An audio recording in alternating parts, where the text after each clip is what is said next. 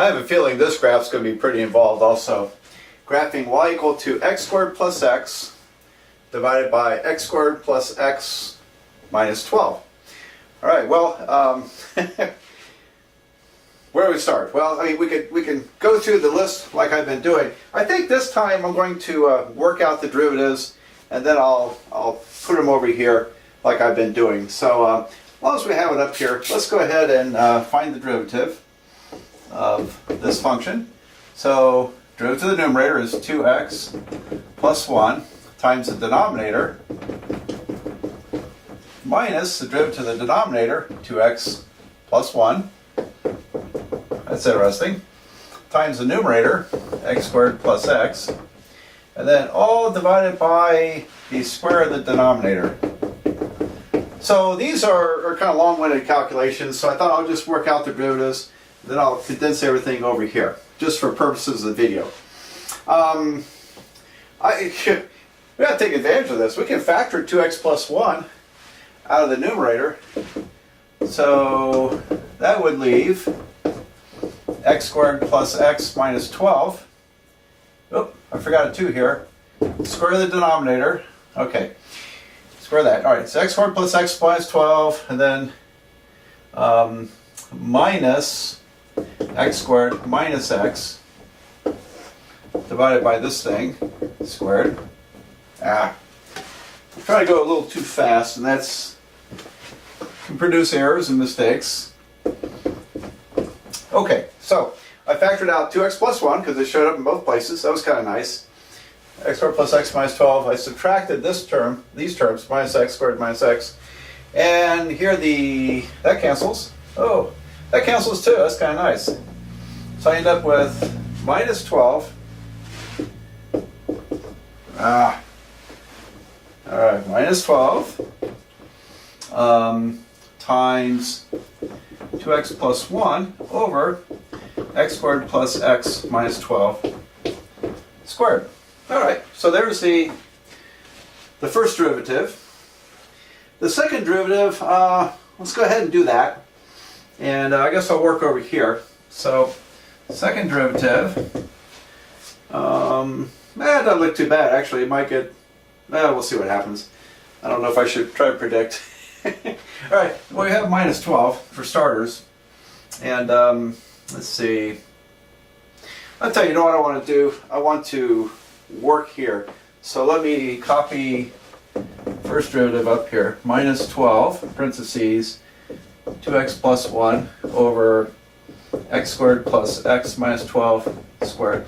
I apologize, that might be a little above where the camera's catching it, but I just wrote this for my own reference here. And so, okay, I can erase this. And hopefully that's correct. Minus 2x plus 1, x squared, yeah, it looks like I think it's correct. Okay, so we'll try the second derivative.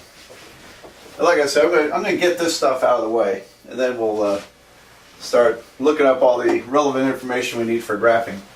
All right, so y double prime is going to be minus 12 times everything. Okay, so I'm just going to factor the minus 12 out, and for starters, and then I'll work on this part, 2x plus 1. So the derivative of 2x plus 1 is 2 times the denominator, x squared plus x minus 12 squared, minus the derivative of the denominator, 2 parentheses x squared plus x minus 12, the first power, and then times this derivative, chain rule, 2x plus 1, and then times the numerator, which is 2x plus 1, because I factored the 12 out. So, okay. And then the denominator is squared, x squared plus x minus 12, now to the fourth power. All right, so I want to look that over. Minus 12 came out, so 2 times the denominator, minus derivative of the denominator. I had to use a chain rule. Okay. That looking good? Yeah, I think it's good.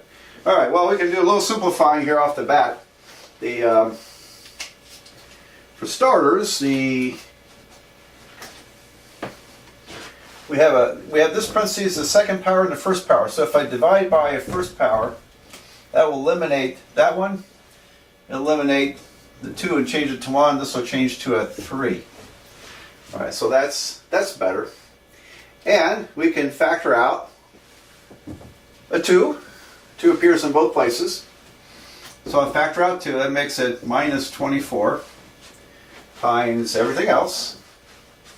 And everything else ends up being this part, x squared plus x minus 12, minus, and remember we factored the 2 out, so I'm going to multiply these together, then I'll subtract.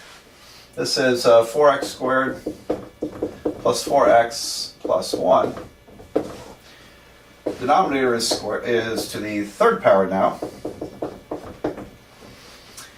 And now let's combine terms, and we'll, let's see here. Well, this will end up being, I have x squared plus x minus 12 minus 4x squared minus 4x minus 1. So when all that settles in, we've got negative 24. And here I've got negative 3x squared minus 3x. So negative 3x squared minus 3x minus 13. Ooh, that's probably not going to factor, is it? I really don't think that's going to factor. And then the denominator is squared. No, cubed. Third power. Okay, that's the third power. Okie dokie. So, we have this stuff down. Now, I'm going to say that's y double prime and do a lot of erasing, and I'm going to start writing everything down here on the left like I've been doing. So give me a minute here to clean up the board. I was thinking as I was cleaning up the board here that I should tell you that you really need to be very careful about your derivatives. You know, if you get the first or both, the second derivative wrong, if you have the first derivative is wrong, the second derivative is wrong. And if you get even the second derivative wrong, it's going to screw up your graph. It's likely to screw up your graph quite a bit, maybe. So here's where you have to take very good, close care with your derivatives. Don't go too fast. Okay, now, I can go kind of fast because I've been doing this for a long time. 44 years, I think, as of this video. So, but I still make mistakes. I like to proofread my stuff and try to catch my errors. Okay. So I wrote the function, and by the way, I just said, well, why don't we just factor it, because I rigged the problem so it factored nicely. And it's x times x plus 1 on top, x plus 4 times x minus 3 down below. So that will allow us to spot some things. First of all, the y-intercept, y is 0. If I plug in zeros, I'm going to get 0 divided by negative 12. It's 0. So we have actually the origin is part of this graph, which makes it not only the y-intercept, it makes it one of the x-intercepts. How come you only have one y-intercept? Because if there were two y-intercepts, it wouldn't be a function, would it? Alright, so wouldn't pass the vertical line test. Alright, so the roots are, well, the numerator is x times x plus 1. That has to be equal to 0. So again, it's that same thing. When a fraction equals to 0, the numerator has to be 0. As long as the denominator is not 0 at the same time, in which case you have a removable discontinuity. Anyway, if I set this equal to 0, I'll get x equals 0 and negative 1. So 0 and minus 1 are the roots of the equation. Okay, how about asymptotes? There are two vertical asymptotes, because the vertical asymptotes are where the denominator equals 0. Where you get division by 0, you have a vertical asymptote. It's discontinuous. The function cannot cross a vertical asymptote. By the way, a function can cross a horizontal asymptote. We'll see that in another video somewhere. But usually it doesn't, but it can. But nothing can cross, a function cannot cross a vertical asymptote.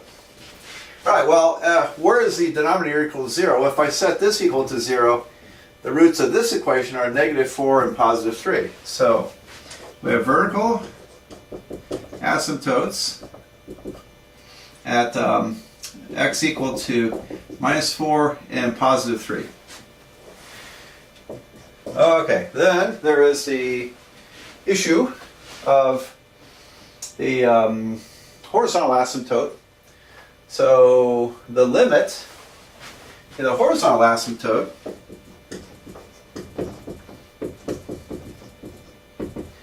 is the limit as x goes to infinity of the function x squared plus x over x squared plus x minus 12. All right, and so we have the same degree polynomials, and so the limit's going to be it's y equal to y equal to the limit of y as x goes to infinity. Y is the limit of the function. It's going to be 1 over 1, isn't it? It's the ratio of the leading coefficients. You remember that theorem from the limits section, limit chapter? So same degrees. The limit's going to be this coefficient divided by that coefficient. 1 over 1 is 1. All right, so we have the asymptote. All right, and so you have this down because I don't want to bleed too much into that area of the board. So horizontal asymptote is y equal 1. Got that? If not, just go back and look. Okay, horizontal asymptote is y equal to +1. All right, now we've got these derivatives. And, let's see here. I think what I'll do is I'm going to, I'll erase this. I'll put it over here somewhere. I'm going to erase this after I start the graph. So I'm going to start drawing the graph. I'm only doing this to save room on my little board. Okay, you got unlimited room on paper, and I don't up here. So give me a minute here. I'm going to, well, let's go ahead and take that information. First of all, I want to make sure I don't lose that first derivative. That would be a minor tragedy. I'll rewrite it more neatly here in a minute. And there's the second. I'll keep that down there. I don't have to erase that yet. All right, so here I am. This is what I have to do these long-winded problems on this little board. Not complaining. It's just the way it is. All right, so let's plot out what we got so far. So I have a nice big, beautiful graph. It goes out to -4.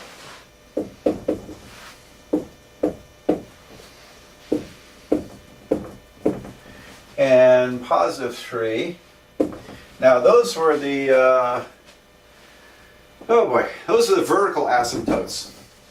So at -4, I've got a vertical line. And one at 3, another vertical asymptote. And then the roots are at 0 and -1. 0, -1. There they are. And then what else do we need to know here? Roots, vertical asymptote, y-intercept is 0. Horizontal asymptote is y equal to 1. So I'll go here and draw the horizontal asymptote. So it kind of frames the graph, and here's my guess. I think it's going to go up here, down this way, and then over there.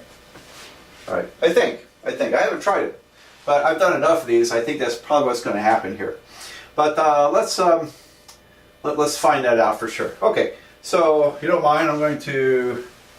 We took care of the horizontal asymptote, vertical asymptotes, roots, and the intercept. I'm going to erase this and start working with the derivatives. Here's the first derivative. Y prime is -12 parentheses 2x plus 1 over that thing squared.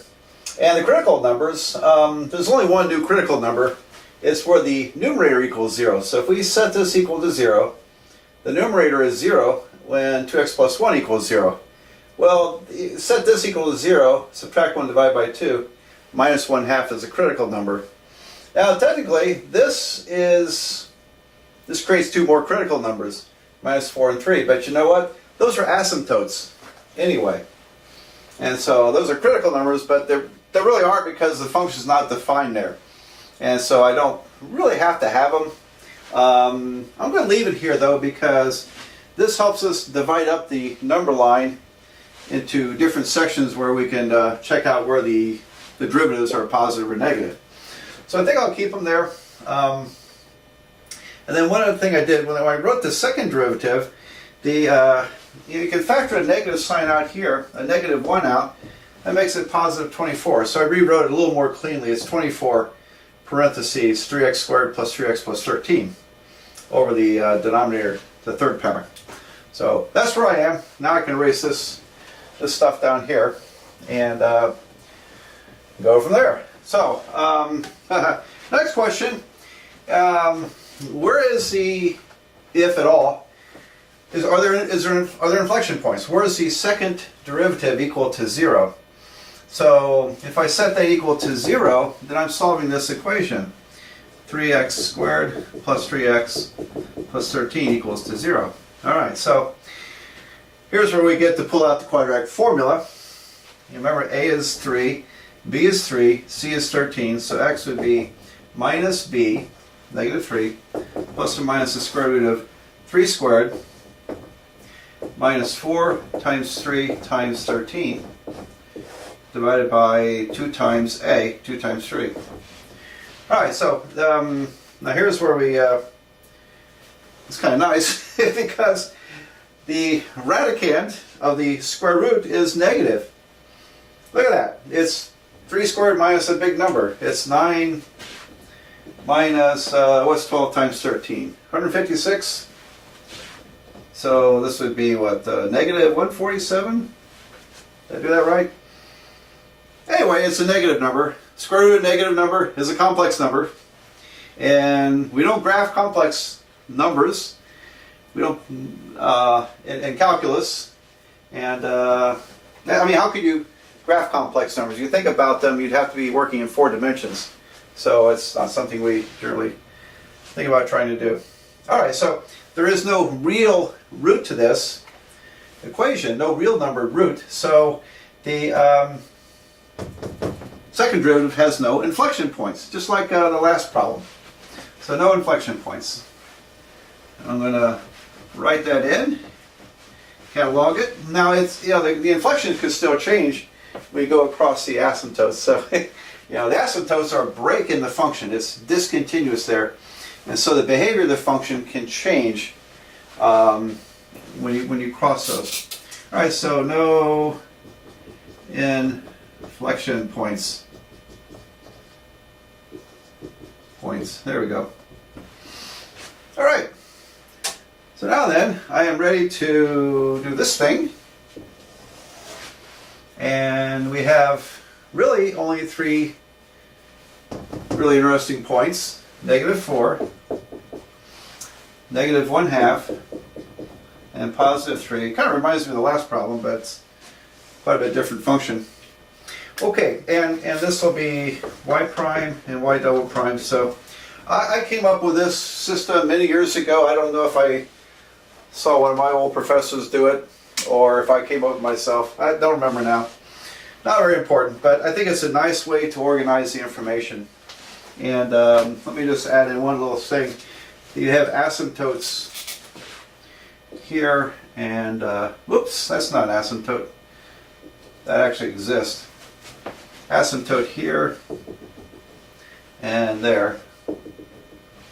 Okay, probably not too important. I draw open circles and dotted lines there, but anyway, that's what they are. All right, now we just get to plug numbers in. So if I plug in minus 4 up here, I'll get division by 0. But if I go to the left and plug in say a large negative number, well, we could do this on a calculator, okay, like I did in the last problem, or we can do it manually. I'm going to show you how to do this manually. If I put minus 5 in here, minus 5, in factored form, I'll get a negative and where do I write? I'll get a negative times a negative divided by a negative times a negative, right? Negative, if I plug in -5 times -4, -1 times -8. Anyway, I have 4 negatives. 4 negatives would end up being positive. So over here it's increasing. That's increasing. I think I'll do it all that way for the first derivative. Now the second derivative, I'm kind of inclined, maybe inclined to use a calculator on that one. All right, so, but you can use a calculator if you prefer. Now a number between -4 and -1/2. How about -1? So if I plug in -1 here, I'll get, oh boy, did I screw that up, didn't I? Oh yeah. I was looking at the original function, wasn't I? So if you've been screaming at your screen, sorry about that. I think it's still increasing, but let me erase and start over. I'm supposed to plug these numbers, these 4 numbers, whatever I choose, into the first derivative, not the function. First derivative. Which is going to make it a lot easier, isn't it? Because in the first derivative, the denominator is squared, and I've got a negative number times this. So if I plug in -5 here gives me like a -10 plus 1, that's a -9. I have a negative times a negative is a positive, divided by positive. It's positive. It's still increasing. Okay. Now if I plug in -1 in between these two numbers, -1 here gives me a 1 minus 2, that's a negative number, times a negative number is positive. That's positive. So it's positive, it's still increasing. Okay, now remember that denominator, because we're squaring whatever that is, gets squared, it's positive. So all I have to really worry about are the signs of the numerator. Now what's the nice number between -1/2 and 3? Well, my candidate would be 0. If I plug in 0, I get 1 times a -12, I get a negative number divided by positive, that's negative. So it's decreasing. And finally, if I go past 3, maybe 4, put 4 in, I get 9. Positive number times negative is negative. Negative divided by positive is negative. So, alright, so it's increasing, increasing, decreasing, decreasing. Got that? Okay. Now the second derivative is a little more of a challenge because there's really no way to factor this. And I can kind of guess that, but I think I'm just going to be sure and use my calculator. So now I'll pull out the calculator. And so I'm going to start with -5. It's to the left of -4. -5, so we're x. Alright, and now I'm going to, and you know what? 24 is positive. I'm not going to worry about 24 on my calculator. We could, but I'm choosing not to. So I'm going to put parentheses 3x squared. Now if you had a -24 here, you would have to worry about this negative sign. 3x squared plus 3x plus 13, close parentheses, divided by parentheses x squared plus x minus 12, close parentheses, raise to the third power. And I want to proofread what I got here. So I just left the positive 24 out. It won't affect the sign of the answer. Alright, only the size of it. 3x squared plus 3x plus 13 over x squared plus x minus 12 cubed. Alright, good. So I get a positive number. It's a positive. So, got my pen here. Positive, concave up. Alright. And now I'll try, what was I trying? -1 here? Doesn't matter. As long as it's between -4 and -1/2. -1, store x. Bring up the calculation, and I get a negative number. So it does change concavity, this time going across the vertical asymptote. And then if I go over here, if I plug in 0, oh, that should be easy. If I plug in 0, this is negative, positive, positive. Should be negative. Concave down. You can do it on your calculator too. 0, store x, bring up the calculation, and I get a negative number. So it's concave down. Finally, I'm going to plug in 4. And it's nice to be able to use a calculator. Oh, yeah, I learned this before there were, these kind of calculators. There were primitive calculators when I started learning calculus. They didn't do much. They're about as good as your little cheapest calculators you can find that are not scientific. Okay, so if I plug in a 4 and run that calculation, I get a positive number, which is concave up. All right, so we have to be real careful about all this aspects of this problem. Be very careful about making sure your derivatives are correct. Be very careful here. And, well, be careful all over, right? It's really not much forgiveness when you work these problems. Okay, green. So it's to the left of negative 4, it's rising concave up. So it's this half. And so we're going up this way. Now, how do I know it's up there? All right. Well, for one thing, it can't be down here. If it was down here, it would cross most likely it would cross the x-axis. You would have a root that you have not accounted for. If it started under here, it wouldn't have this horizontal asymptote either. So you need the horizontal asymptote. It needs to come down and just touch it. And because it's rising, it has to touch it from the top end. As it's rising, it's going to bump up against the vertical asymptote. So that's how you know that. Now when I go to the next section, up to negative 1/2, oh, you know what? I didn't plot negative 1/2 there. I left out something. Let's calculate the function, because we have, these two are asymptotes, but this number is interesting. So I need to plug it in up here. So let me scribble it to the side here. Y at minus 1/2. Because that's a critical number. We need to know what the point is. So, all right. So that was a small oversight that I caught. Negative 0.5. Maybe you caught it. All right. So I store negative 1/2, negative 0.5 as x. And now, but again, I'm not calculating in the derivative. I got to go back to the function now. I want to know where is it on the graph. So I have parentheses x squared plus x, close parentheses, divided by parentheses x squared plus x minus 12, close parentheses. Is that it? And I get, some number, 0.02 approximately. I don't know what that is as a fraction. It would take a lot of work to get that. All right, so it's about 0.02, and it was positive, right? Yes, positive. So that means it's right up here, barely. Well, some of these graphs don't lend themselves that well for. I mean, this is so tight that this is actually barely above the axis. But I'm thinking that's going to be the relative maximum in this area. And we'll see how that works. So, got that? I plotted that point. It's even there it looks like it's off, but it's real close to 0. But it's just above 0.